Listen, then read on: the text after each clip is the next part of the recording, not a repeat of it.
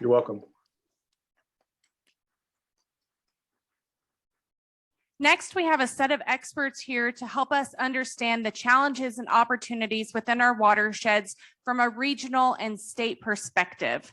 Frank Beum is the regional forester for the Rocky Mountain region, where he leads more than 2,000 permanent and seasonal employees and shares stewardship of 22 million acres of national forests and grasslands with partners and 48 affiliated tribes in Colorado, Kansas, Nebraska, South Dakota, and Wyoming.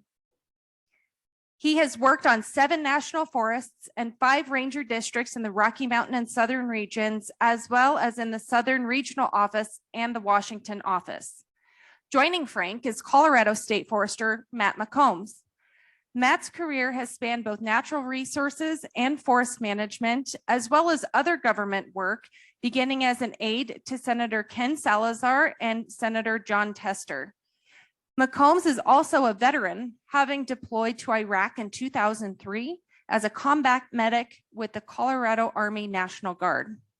McCombs takes the lead of the agency following his time as a U.S. Forest Service District Ranger for 1.3 million acre Gunnison Ranger District, part of the Grand Mesa, Uncompahgre, and Gunnison National Forests.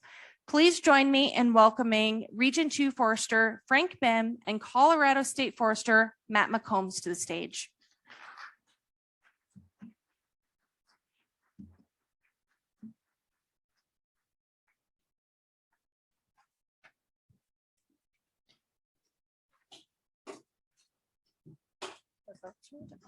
Okay.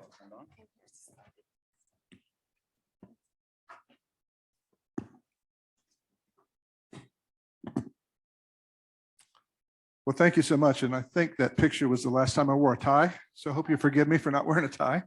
I haven't worn one in 2 years and not planning to wear one anytime soon. Just a couple quick asides. I'm really glad, first of all, really very glad to be here, and thank you for the invite. When I came on campus yesterday to kind of figure out where I was going and all that, it occurred to me that, I love being on campus, so thanks for having the event here. It was 41 years ago, pretty much this week, during spring break, my buddies were going to Florida on spring break, and I came out to Colorado to try and beg, borrow, and steal a summer job with the Forest Service, and I was lucky enough to get one on the Swatch Ranger District on the Rio Grande. And so I spent time on the Rio Grande, in Swatch and Creed, also spent time in Durango, as well as Yampa. So I'm very fortunate to have done that. And I don't know, is Rick Cables in the audience? I don't know if Rick is here or not. But I also, as a young Ranger, was in a class called Senior Leader Program and was in a project called The Strategic Importance of Water. And Rick led that. So I just call that out as well. So again, appreciate the opportunity to be here.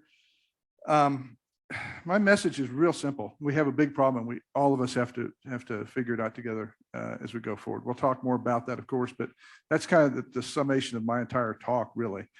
And Chris talked about the wildfire crisis. We'll get into that a little bit. What does that mean for the Rocky Mountain region, specifically Colorado, and more specifically the Western Slope?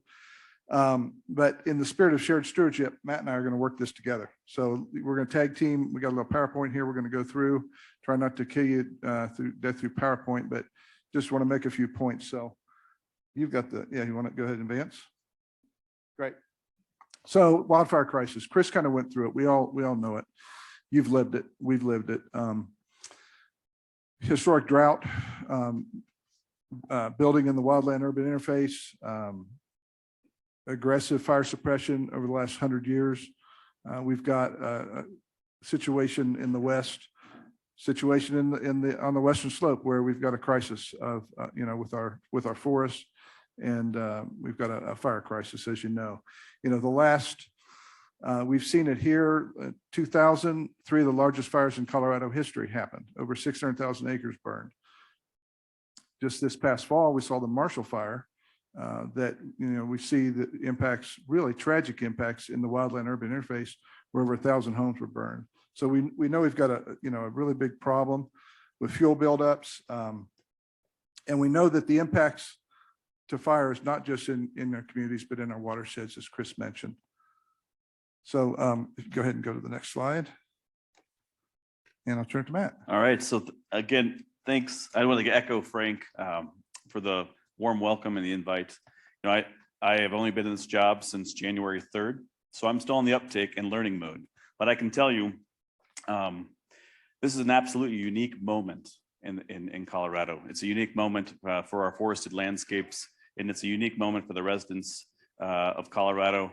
And there's a call to action. You know, and Frank's absolutely correct that framing the issue as a crisis. We know that wildfire is an inevitable part of the landscape. But with a warming climate and less precipitation and the challenges associated with a rapidly growing population, we're primed to face even larger fires in the future. And that requires an immediate and bold response. And I look forward, certainly as your state forester in this new role, to be at the vanguard of that response and advocating for bold solutions and chasing change in the way that we approach this problem, but also in the way that we engage with each other in building solutions. You know, Colorado is indeed the water tower of the West. Our water supplies are not only important for the residents here, but of course 18 other states in Mexico. 80% of Colorado's watersheds, or excuse me, 80% of all of our water comes from forested landscapes. And there's a moral imperative, I believe a moral imperative for us to lower the risk of wildfire and to ensure that our forested watersheds are resilient in the face of all of the challenges that are in front of us. We can make a difference. That's the best part.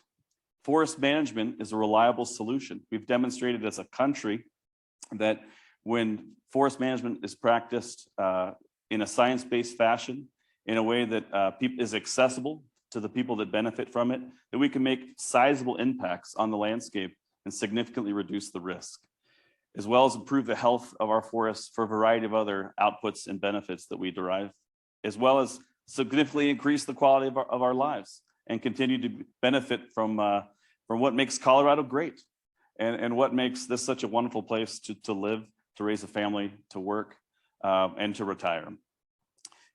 You know, our elected leaders in Washington, from Washington all the way to Denver, and county buildings and municipal buildings and collaboratives all across this state are organizing and through a recognition that making these and coming together and making unprecedented investments. This is what's so exciting. If you think about the context, we've been talking about these challenges for decades.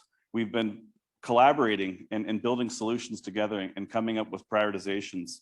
We have advances in technology that have allowed us to demonstrate those priorities in accessible ways, in ways that people can see them on paper and they can see themselves reflected in them. But what's been missing is a sizable investment, and the down payment that Chris was talking about and that Frank mentioned. It's just the beginning, but it should be a very exciting beginning for all of us, because we now have the resources to start making a substantial difference. And with that, I fundamentally believe that success will beget success. And once we start getting this engine moving, and once we can start seeing some visual impacts and some sizable changes in the nature of the risk, we're going to continue to see investment going forward. But it's ultimately up to us. It's ultimately up to those people that are right here in this place at this time to move forward together and do so in a way that's meaningful and that's accessible by the residents of this state in ways that are going to incentivize them to support bold action going forward. You know, today we're going to outline some strategies that are occurring at the state and level, but also at the federal level, that are going to allow us to address this problem, this crisis here in this state, and certainly beyond, acknowledging that we have a responsibility really to the nation, acknowledging that we are the catchment, we are the place where the snow falls and the water source begins. And with that, we need to take our responsibilities very seriously, not just for our residents, certainly, but for those that depend on us all across this country. So I look forward to the conversation going forward, and I really appreciate the way that Frank and I are being able to sort of share this conversation together, because it hopefully should signal to all of you a commitment between the two of us, and certainly between the federal government and the state of Colorado, that we realize we're in this together, and that our solutions that we build and go out and implement are going to be most successful when we work together. So I look forward to the dialogue.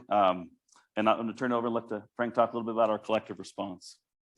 Great, thanks, Matt. And Matt's right. This is really as well, and also as Chris said, we talk about $3 billion. That's a huge amount of money. We've not seen that amount of money I haven't seen it in my career put toward one particular opportunity, but it is still a down payment. There's much more that we need, but it's still, even having said that, it's a generational opportunity that we all need to embrace going forward. So this slide really just, the whole point of this slide is a lot of stuff on it. The whole point of this is we're going to use every tool in our toolbox to get this work done. Not only through the Forest Service, but with our partners collaboratively. And the other piece of this that I want to really emphasize that I already did mention, this is all about collaboration. We've got to figure this out together.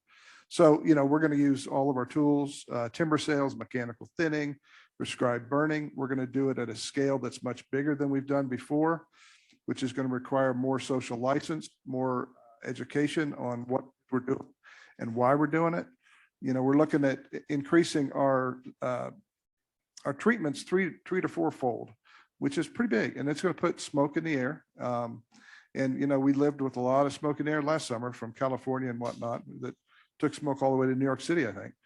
But it's going to take a commitment to do work at a broader scale to kind of get away from the concept. And this is, I'm kind of talking to us a little bit here.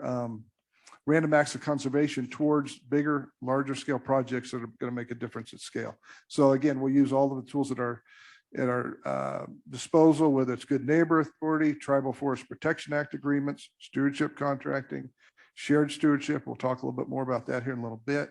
Collaborative forest landscape restoration projects. I think we can go ahead and go to the next slide. Okay, so this slide just simply depicts some of the work that we've done using some of these tools across the 22 counties in the Western Slope. And you can see those up there. The big blue blob here was a CFLR, Collaborative Forest Landscape Project. Rocky Mountain Restoration Initiative, which is the orange blobs on the map. We'll talk a little bit more about that tomorrow. Touch on a little bit. We'll talk more about that tomorrow. Go ahead and go to the next slide, Matt. So bipartisan infrastructure law and disaster relief. And Chris mentioned this a little bit. So last year, the president signed the Infrastructure Investment and Jobs Act. We call it the bipartisan infrastructure law that provides this funding. The funding of the Forest Service is about $5.5 billion overall in all of those categories. So again, it's not just wildfire mitigation. We do have funds in recreation, roads and trails, post-fire recovery that we'll talk about, but almost $3 billion of that is directly towards our wildfire risk reduction.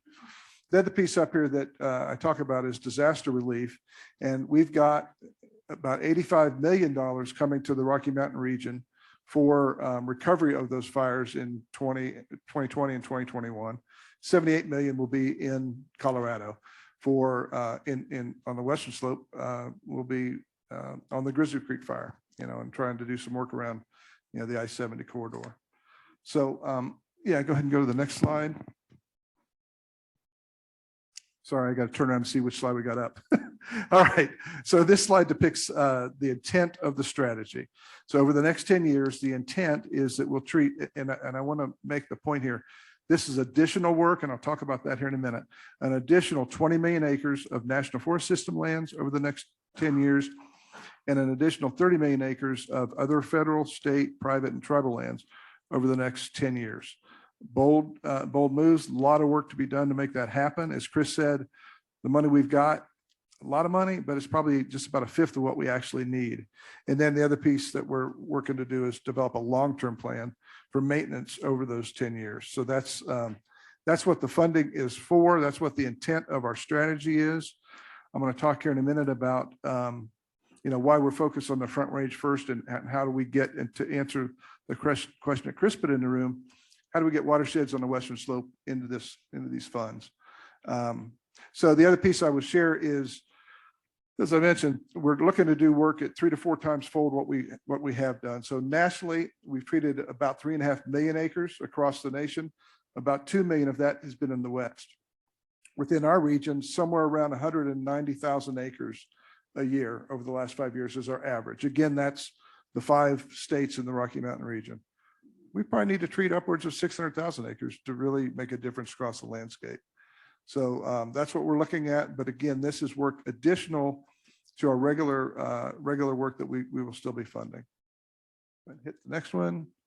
All right, so this map shows, probably hard to see, what you've got there is Colorado, and you see this is a map of the actual mapped fire sheds. Fire sheds are about 250,000 acres in size, and the dark blue fire sheds are those that were identified as, with the highest risk to communities and other resources. And you see most of those are along the Front Range, the darkest blue. And I'll talk about that here in a minute. The light blue are areas that we're going to look to treat within years 5 through 7. Again, some in the Front Range, some in Southwest Colorado. And yellow kind of spreads all across the state. Those are areas that are identified for treatment a little bit later in the 10-year strategy. So that's the idea here. We're going to be treating, if we get the funding, and if we can leverage the funding we do have, the idea is for, through the 10-year life of this crisis strategy, our plan is to work in all of those areas that you see on the map. Okay, let's go and go to the next one. So here's the schedule. So the first years 1 through 3, phase 1, when the secretary announced the strategy back in January, the secretary identified 4 high-risk fire sheds across the West to focus on initially in those first 3 years. Front Range, Colorado, Southwest United States, Sierra Nevada Range in California, and the Pacific Northwest. Those are areas that we've got projects ready to go. We've got partnerships in place, and we've got social license to do that work. And we just have very high risk situations with the wildland urban interface. So you've got to start somewhere. And so that's where we're starting as an agency. We don't have the projects identified yet. We're working feverishly behind the scenes to identify where those projects will take place on the ground, how much money will be funded. Hopefully within about a month, we'll be able to announce where this work's going to happen in the first 1 to 3 years. But I want to emphasize that point. That's just the beginning. The next phase we're going to be going into is figuring out what we're going to do in years 4 through 7 and years 8 through 10. And we need to work with y'all to kind of figure that out. And so we'll talk a little bit about how to engage with us to help us decide that, because we don't have this all figured out, and we really need your help to help us identify those fire sheds and watersheds where we need to do our work. Okay, and then what can Colorado expect? Again, this slide just sort of depicts the idea that there's more money than just the wildfire risk reduction money coming to us. We have money for recreation, we have money for roads and trails, and forest health and watersheds. So as Chris mentioned, that money's a little bit behind the money coming for fire, but it'll come here and we'll put it on the ground. It's been a bit of a challenge from the agency to get the money released, but we're hopeful in the next month that that'll happen. So with that, I think I'm going to turn it to Matt. Thanks, Frank. So, I want to applaud the U.S. Forest Service for building what I think is a comprehensive approach to moving out in a way that's going to be meaningful. And I also want to just reflect to this group how fortunate we are, I think, to have the leadership that we have in the region. I'm going to blow a tiny bit of smoke just for fun because we're on the stage together. But the idea here is that our relationship, I hope, is reflected in a way that's going to be important for you. And I want you to understand that I take extremely seriously the role as the state forester to ensure that our partnership and the way that we work with the U.S. Forest Service is reflective of and emblematic of Colorado voices and Colorado values. The benefit of it is that I spent about 13 years working for the U.S. Forest Service. And so I have a lot of familiarity. Frank and I worked together when we were both in the Southeast. And that relationship between not only just the two of us as individuals, but between the state and the federal government, as well as this agency and others, is critically important.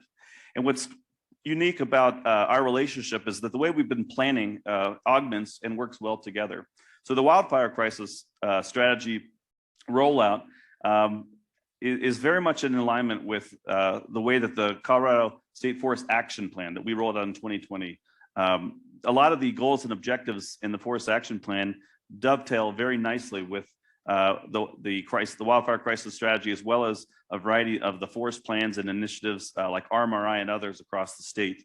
When we put the plan out, it came with a variety of themes. And those themes ranged across the totality of the different resources and different focal areas that we have as it relates to the forested landscapes, not just on private ground and state ground, but on federal ground as well.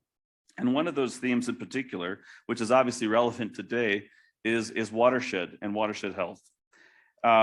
So I hope that, I think there should be a map behind me. Is there a map behind me? There's a picture. Oh, well, that's not the one I wanted. Oh, that's not the one I wanted either. Ah, the heck with it. I'll get there. I'll get there. The goals and strategy associated with watershed health are critically important, and I hope that we will get to the slide. I'm hoping we get to eventually here. But what's exciting is that you should see yourselves reflected in that. Western Slope communities in particular that are the catchments, right? The basins where this snow and this water originates should hopefully see yourselves reflected. And I hope that you leverage the forest action plan, some of the other tools that we have available to you in the planning that you do. And we're going to talk here in a minute about this concept of getting ready to receive and having all of the infrastructure in place to ensure that you're ready for investment. And part of that is leveraging the tools that you have available to you. And a key tool is the watershed component of the forest action plan. And I also want to acknowledge that as I've made my way around the state, we've certainly hear concerns or feedback that that the data or the way that things came out is not exactly how folks would have preferred. And what I would offer is that we are absolutely available and open to that feedback. And I look forward to having those engagements so that we can continue to adapt and refine our resources to best reflect the challenges and the problems that we face. But it's not just about those resources that you have available to help you plan. It's also about the resources that have been made available to us here in the state of Colorado. It's incredibly exciting. If you think about the role that I'm in and the challenges and the opportunities that we're chasing together, to be in this moment where resources are, for the first time, at least in my land management career, feel abundant. So that the federal infrastructure bill, as well as other investments that the federal government has made in this work, are being very well complemented by significant investments that have been made in the state of Colorado. $88 million was made available for wildfire and post-wildfire recovery efforts during the 21 Colorado legislative session. The state legislature secured $2 million of stable funding for the Colorado State Forest Service through our Healthy Forest Vibrant Communities program. Additionally, the furworm program, which I'm hoping it's the, what is it, forest restoration. Okay, help me out, Aaron. Forest. It's killing me. It's like SPEDMIR. If anyone has dealt with the SPEDMIR acronym, I worked for the GBUG for like 4.5 years. I still couldn't get that right. That funding used to be tied to tier 2 severance taxes, and it was just up and down and never reliable. But now, for the first time in the history of this programming, we have stability in those at $8 million annually, which allows us to significantly ramp up the type of investments that we as a state can make. And that should be extremely exciting. Last year, the State Forest Service provided funding through that program to 11 of the counties that are represented in Club 20. And in August, you're going to see the call letter for the next cycle. And we're going to have upwards to $13 million to advance in projects. And that is extremely exciting. And I'm hoping that we'll see applications from communities all across Club 20's area of influence. And in addition, our partners at the Department of Natural Resources stood up a program with $17.5 million in grants through the Colorado Strategic Wildfire Action Program, or COSWAP, which has a strategic component targeted, again, in that sort of start somewhere approach in some of those highest priority areas where we know we have substantial infrastructure mixing with substantial risk.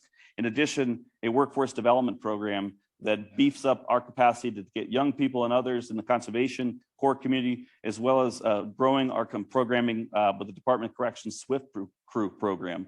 I know that we're starting to see those projects already hit the ground, and they're great opportunities to engage young people in conservation, as well as to create opportunities and development for inmates across the state, giving a new, hopefully in the long run, I think the goal is a new lease on life and engaging in work that is incredibly meaningful, hopefully to them as individuals, but also in the communities where they serve.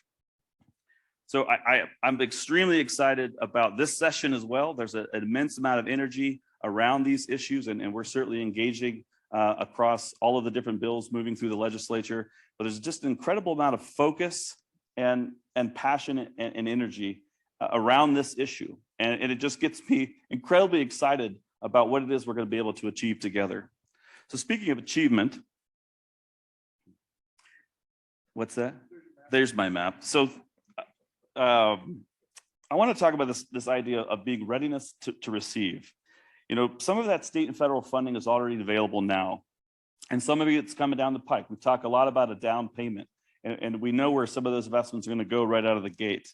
But you know, one of the things I prided myself on when I was an implementer with a policy background, as opposed to being a policy official now with an implementer background, was I have this phrase called, "I'm not a rainmaker, I'm a rain taker." And it was the idea is that, you know, if we do all of the planning, we do all the work that's required to build the collaborative and social license, the collaborative capacity and the social license to move out boldly. If we have a clear path on where we're headed to go, and we have identified the industry capacity that we need to be successful, all we got to do is lie in wait. And lie in wait for others to stumble, lie in wait for others to hit snags, lie in wait for funding to become available either at the end of the year or when special chunks of dough come available. Well, what I'm encouraging you to do in your communities, and certainly in Club 20 through its leadership, is to do that exact same thing. Figure out how you can leverage all of the tools that you have available to you to plan at scale, to collaborate, and to build the social license and the capacity that we need to take on big projects, and position your communities and position, regardless of where you sort of stand in your communities, position yourselves to be ready to receive. Because I fundamentally believe, and I've seen it throughout my career, when we take large investments and demonstrate that we're a reliable return, and we demonstrate that we're capable of doing what we said we're going to do, then people are going to invest in us. Deputy Chief Friends talked about leverage. When we have opportunities to go out and demonstrate that not only are we ready for investment through different programs, but we have money to bring to the table ourselves, that makes us even more attractive for investment. So that's another place where I hope you take the time to suss out all the different opportunities that are out in the foundation world, engage our nonprofit partners that can bring substantial funds to your project work, as well as planning capacity and expertise, and get yourself moving to a place where you're absolutely ready to go. And all of your elected officials, all of your, sort of that nonprofit community, all of your community activators, all of that unique capacity that only your community can bring is in alignment, ready to go, and ready to move out when the funds are available. Because I want to just name some tension associated with the wildfire crisis strategy and some of the start somewhere approaches that the state's taken with some other programming. I acknowledge that a lot of that is front range centric. And I acknowledge the origin story of Club 20. And I want you to know that this is just we've got to start somewhere. And I am fundamentally committed as your state forester to ensuring that frankly, it's not about like parity. It's about where are the most important places can we invest. And I can tell you the most important places that we can invest are in our watersheds. And our watersheds are primarily rooted and nested in the Western Slope. And so you got to get ready to receive, because I guarantee you the money is coming. And we've just got to demonstrate that we are capable of doing what we're committed to, and that we're capable of moving out boldly and meeting the moment. So the last thing I would add is, if you're not sure where to start, and if you're not exactly staffed out in a way that you're comfortable moving out boldly, reach out to your local state Forest Service office. We've got offices all across the state, and we've had incredible capacity, people that have deep ties to your community and are very knowledgeable and capable of helping you move into that position of ready to receive. And in addition, I encourage you to reach out to your local district ranger office or BLM field office, or wherever it is or whatever type of land management agency that has a nexus with your community. Because I want to tell you that there's wonderful people there that are ready to help you be successful and to demonstrate the commitment that they want to live up to as it relates to moving across boundaries and planning at scale and then implementing at scale. It's in a very exciting time. And I'm hoping you'll take care of or take advantage of all those resources.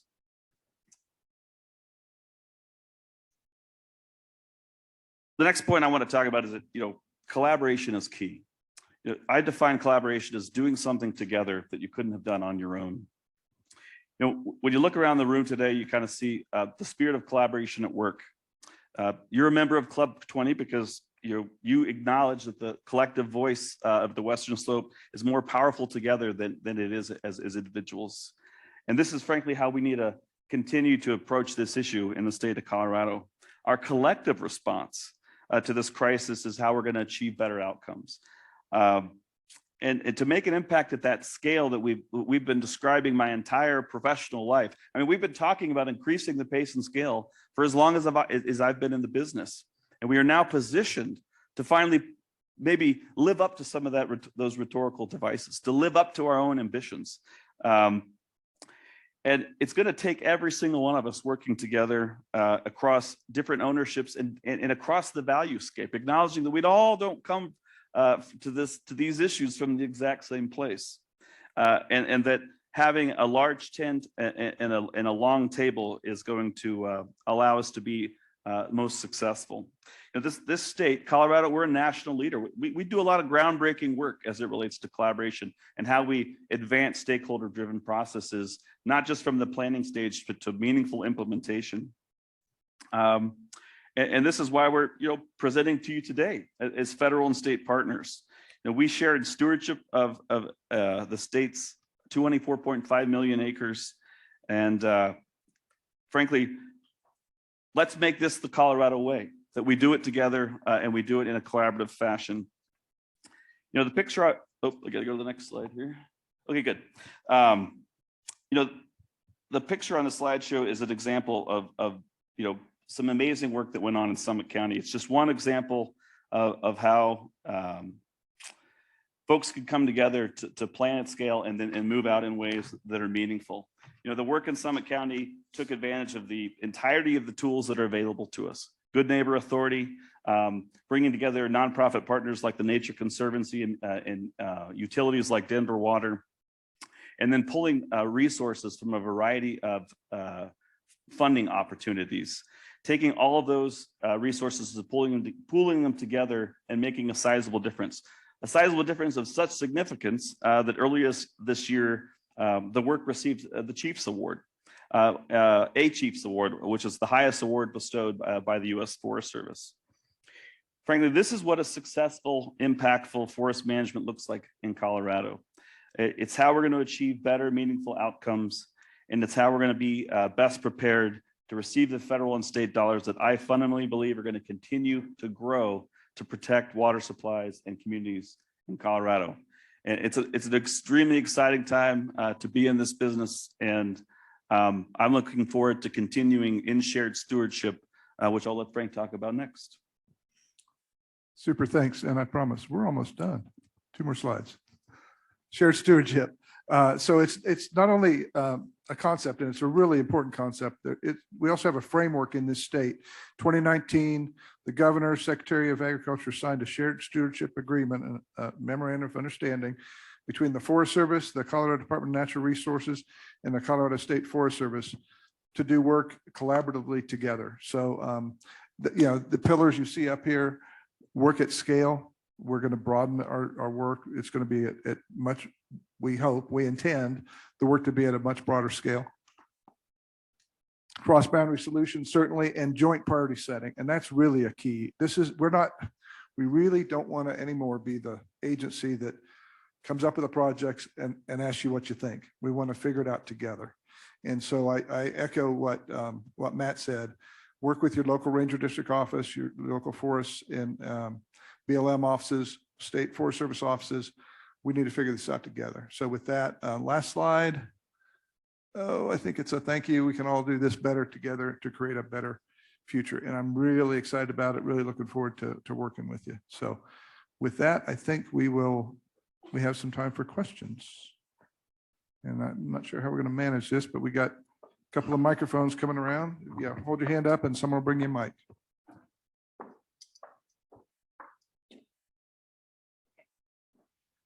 Thank you both for being here today.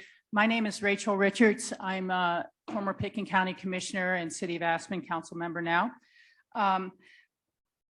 It's a little bit of a two-part question, but I have heard that, I read that a lot of the trees are not regrowing the same way in these burn areas because there's not the snow cover over the seedlings, and the seedlings are very vulnerable to high temperatures and lack of water in the spring. So I'm wondering about the regrowth of the existing burn areas.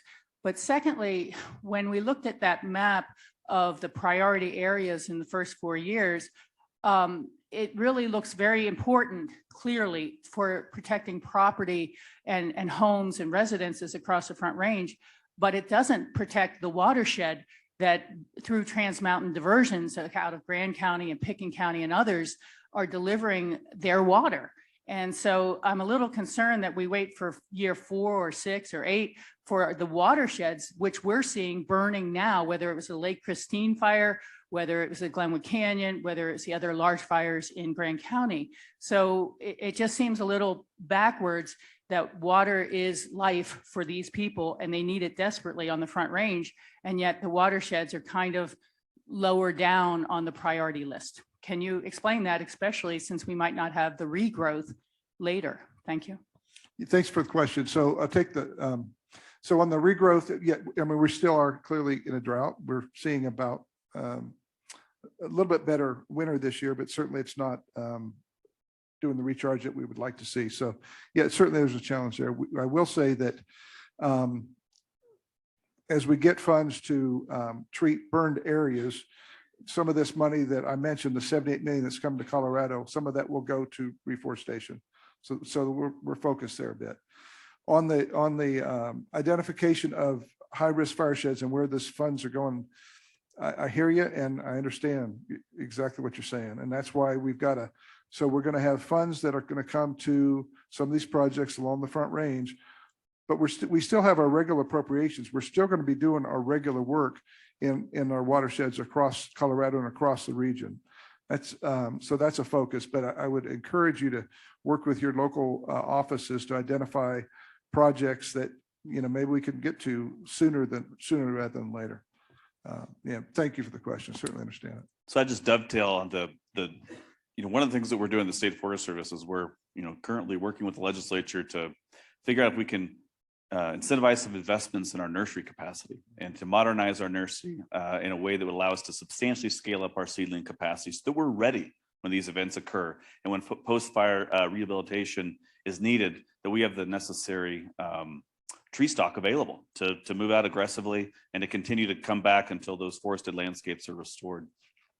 And so that, you know, in addition, you know, the infrastructure bill reduced the cap on the Restoration Trust Fund, which, you know, it's based on tariffs that come from imported soft timber from all across the world.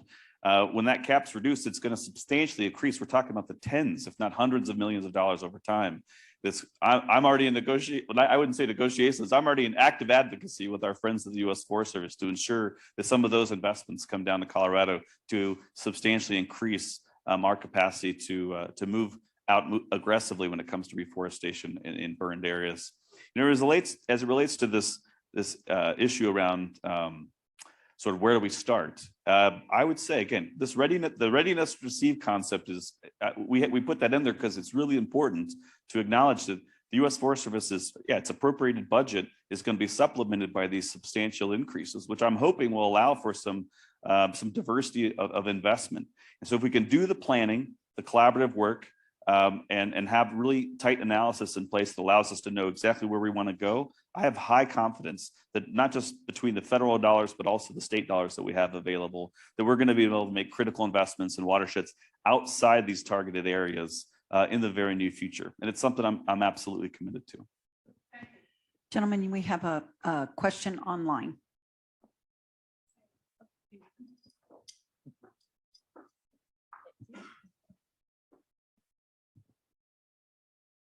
Carolyn DeGroot asks, Colorado is called the Water Towers of the West. Does this wildfire strategy align with the key watersheds where the majority of the water will come from, origin of where the water starts and runs through? So I think it's similar to the last question, right? I mean, yeah, it certainly is. You know, we've the focus of the work, the focus of the research that led into the work was around fire sheds where communities were at risk. Just to be, we're talking about people and communities and homes at risk, and so that's how the highest priority watersheds were identified. Certainly, water is a huge natural resource, probably the most important natural resource we have, and that we're managing for. And so, again, we hope that you will work with us to help us identify those projects and areas that we need to focus on going forward. We're just the first year or two, we're going to focus on the Front Range. Yep, that's just a fact. But we've got to work with you to identify areas that we can work in across the state and get money towards. So that kind of gets to where Matt was going. You know, we already have a really long and really successful relationship with many of our utilities across the state. We're expanding those opportunities and that engagement as rapidly as we can. We have long-standing relationships and a very solid track record of success in the Upper South Platte, the Upper Ark. You know, we are in the early stages of kicking off in the Gunnison Basin, in those places where we know where our water's originating, and we're going to continue to expand. You know, in fact, you've just had a great meeting with Northern Water about how we want to grow our engagement and our success in Grand County. So absolutely, these places are on our radar. We're already there. We're already operating. We have staff there. We have long-standing relationships and planning in process, and we absolutely look forward to moving out aggressively in those watersheds as extensively and as rapidly as we can. And the other thing I'll say, I'm sorry, I see another question. The other thing I would say is this work's building upon existing work, whether it's Rocky Mountain Restoration Initiative or other collaborative. We've got a lot of work that we've been doing across the state already in watersheds. This work builds upon that. So we'll still have our regular appropriations, and we hope to leverage some of the work that we've already been doing to do more work in those watersheds. And then one last question on Zoom from Carol Acarius. Historically, the money from DC has flown over Colorado to Region 1, 5, and 6. Do you see Region 2 receiving its fair share? And what can we as stakeholders do to assist in seeing that we are receiving our fair share of federal funds? Yeah, I think some of it's going to get dropped here. It's not, yeah. In fact, Region 1 was a little irritated that we got one of the fire sheds and they didn't. So I'll just call that out. I think we will, to answer your question, yes. I'll be strongly advocating at every forum to ensure that Colorado is well represented in investments, because I'm a highly competitive individual and I want to win. I certainly want to win on behalf of the state. Yeah, Region 1, by the way, is Montana and Northern Idaho. 5 is California. Region 6 is the Pacific Northwest. This is our last question. Hi there. Thanks for joining us here today. My name is Jamie Gomez. I'm the executive director with the West Region Wildfire Council. Kind of on this note of collaboration is key. I saw that as one of the slides. Our organization is rooted in that concept of collaboration. At the same time, the last question I think kind of hits on the fact that we are also operating in a competitive environment. Regions are competing against one another. States are competing against one another. For that matter, counties or watersheds are competing against one another. I know that these two things can work together, but I'm curious what your guys' thoughts are about the fact that we have a competitive funding environment. And of course, we've got over $3 billion coming, so that's going to help. But we have a competitive funding environment, but we also know that collaboration is key. There's some tension there, and I'm wondering if you guys can kind of hit on that. So, you know, one of the things that we're trying to create is the capacity in communities. So part of that funding that we received in the last session is allowing us to substantially increase our capacity to support communities in development of their community wildfire protection plans, so their CWPPs. One of the things we continue to identify to legislators and in conversations that I'm having across the state is to grow the collaborative, the support that we can provide to collaborative engagement all across Colorado. Not all counties are the same. Not all communities have the same bandwidth to set the table and to feed the conversation long enough to ensure that they get into that position where they're ready to make a run and to be competitive. And so I think the best thing that we could do is to continue to support communities that are ready to move and to help them modernize their thinking and modernize their planning and put them in a position to be successful as it relates to the competition. But the key here is to start somewhere and then to continue to move out, just to hit it hard from the beginning and never let up, and to continue to engage. And I'm pushing my staff to sort of step out of their traditional roles and be present in communities in ways that they haven't in the past. And the desire is to ensure that every part of Colorado is going to get into a position where they are ready to receive, and when they receive that, they're ready to move out. The only thing I would add to, thank you, Matt, that was a really good response. The only thing I would add to that is we are also internally in the Forest Service in our region, we're staffing up. I mean, we're getting aggressive. We're going to be looking to hire 400 to 600 positions, and we're kind of moving from we've been in a position of scarcity my entire career. It kind of feels weird that we might be in a position of abundance. I'm not sure we really are, but we're going to be staffing up, and we're staffing up to fill in some holes, to get some work done, doers, but we're also staffing up to be enablers, to work with others. So we're really trying to staff up internally so we can be there on the ground with you guys and others to collaborate and put strong projects together to compete for those funds.